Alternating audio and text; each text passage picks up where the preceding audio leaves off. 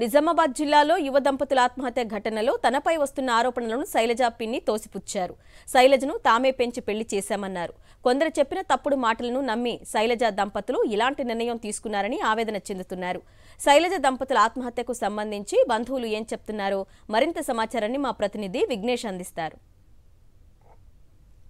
నవదంపతులు అనిల్ శైలజ ఆత్మహత్య చేసుకున్న ఘటనలో వారిద్దరు మృతదేహాలు నిజామాబాద్ ప్రభుత్వ ఆసుపత్రికి తరలించారు. వారి మృతదేహాల వద్దకు ఏదైతే వాళ్ళ బంధువులందరూ కూడా నిజామాబాద్ ప్రభుత్వ ఆసుపత్రికి తరలి వచ్చారు. వారంతా కూడా రోధిస్తున్నారు. నవదంపతులు శైలజ సంబంధించిన బంధువులందరూ కూడా ఉన్నారు. అమ్మ ఏం జరిగింది చెప్పండి, ఎందుకు జరిగింది ఇదంతా, మీరేం చెప్తారు? మా దగ్గర 20 రోజులు ఉంటాను వచ్చింది సారు, ఉంచుకున్నాం సారు, ప్రేమగా ఉంటుంది సారు.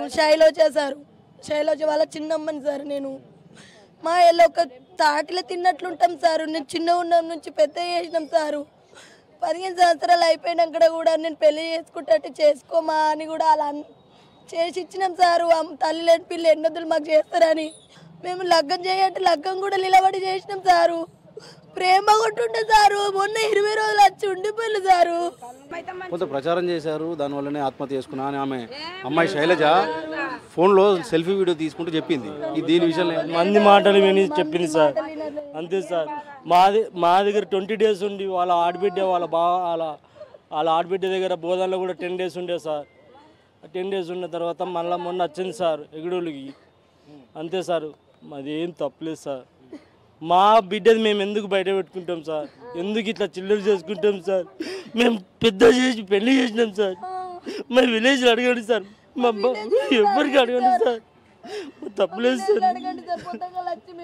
వాళ్ళు తప్పుడు మాటలు విని ఇట్లా నిర్ణయం చేసుకున్నారు సార్.